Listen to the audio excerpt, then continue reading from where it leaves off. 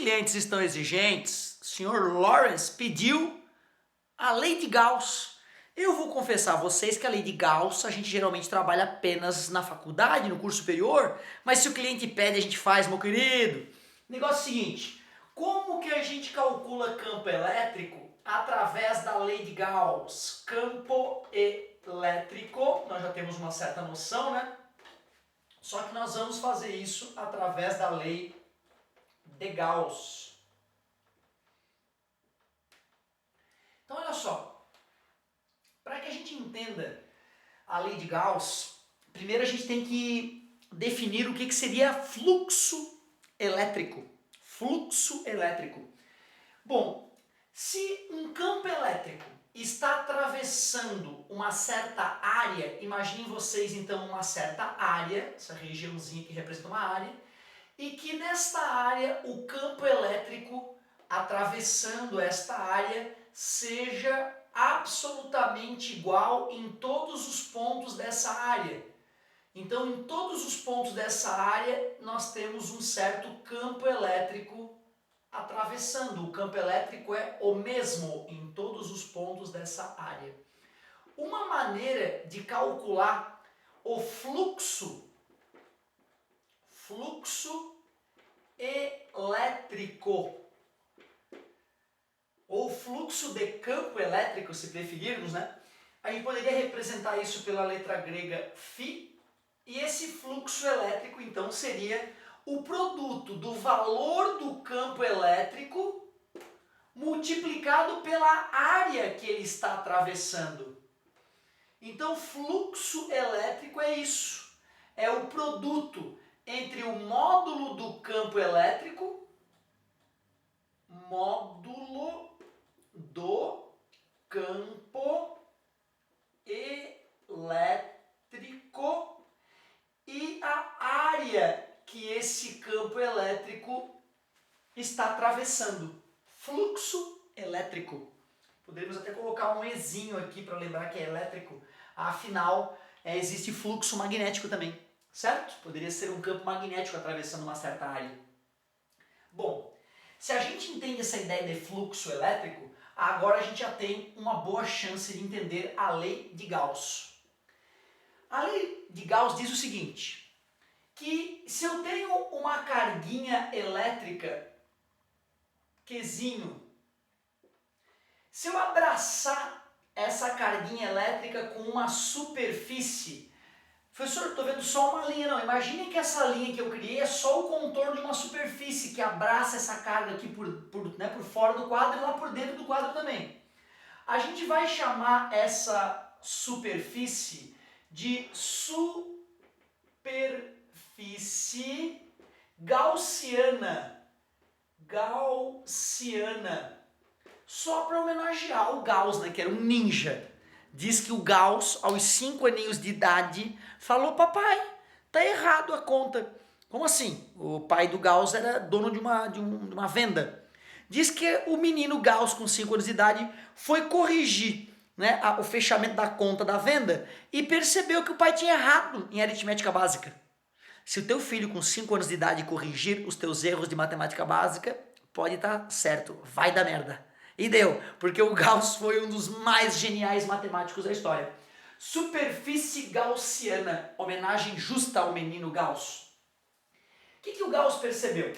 Se nós fôssemos fazer as linhas de campo, lembra? Linhas de campo elétrico, emanando desta carguinha, se nós calcularmos o fluxo elétrico, se nós calcularmos o fluxo de campo elétrico através dessa superfície gaussiana, esse fluxo vai ser sempre proporcional à carga que foi enclausurada, englobada por essa superfície gaussiana. E é nisso que se baseia a lei de Gauss. Outra, eu poderia mudar a superfície gaussiana usada. O fluxo continuaria o mesmo. Concordam comigo? Como assim, professor? Se a área aumenta, as linhas de campo continuam atravessando toda esta área. Então o fluxo que atravessa esta área continua a mesma. O que a lei de Gauss diz é que o fluxo elétrico que atravessa uma certa superfície chamada de gaussiana, porque o Gauss é que inventou, é sempre igual à carga elétrica que foi englobada, enclausurada pela gaussiana, dividido pela permissividade elétrica do meio. Permissividade elétrica do meio. Gauss concebia que, variando o material onde esta carga está mergulhada, varia a maneira como esse campo elétrico acaba se manifestando. Então o Gauss concebeu que, se eu quero calcular o fluxo elétrico que atravessa a superfície gaussiana, basta eu pegar o valor da carga que foi enclausurada, englobada, e dividir pela permissividade elétrica do meio. Se for o vácuo, a gente chamaria de E0. É nisso que se baseia a lei de Gauss. O fluxo elétrico que atravessa uma superfície gaussiana é sempre igual à quantidade de carga englobada pela superfície gaussiana dividido pela permissividade elétrica, que é uma característica do meio. Permissividade elétrica. É isso que é a lei de Gauss. Tá, professor? Como é que eu vou calcular o campo elétrico através da lei de Gauss? Olha que genial que fica essa brincadeira.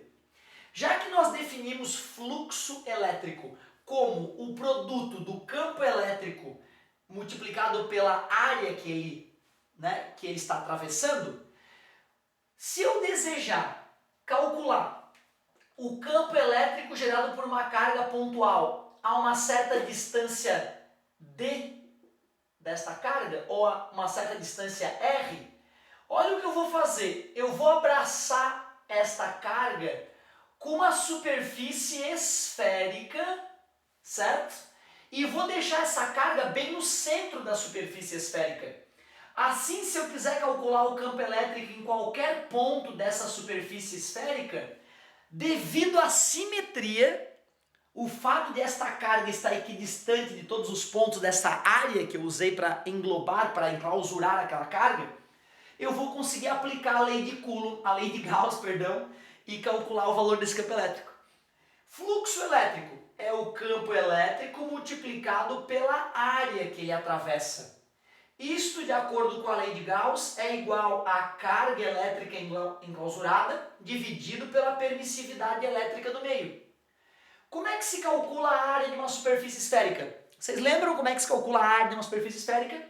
A área da superfície esférica é 4πr ao quadrado. Já que esta área é 4πr ao quadrado, eu vou substituir então a área por 4πr ao quadrado.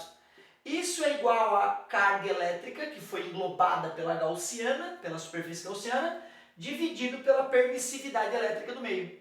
E já que meu objetivo é calcular o campo elétrico, eu vou pegar a área que está multiplicando e vou passar dividindo. Então vai ficar Q que divide 4π epsilon r ao quadrado.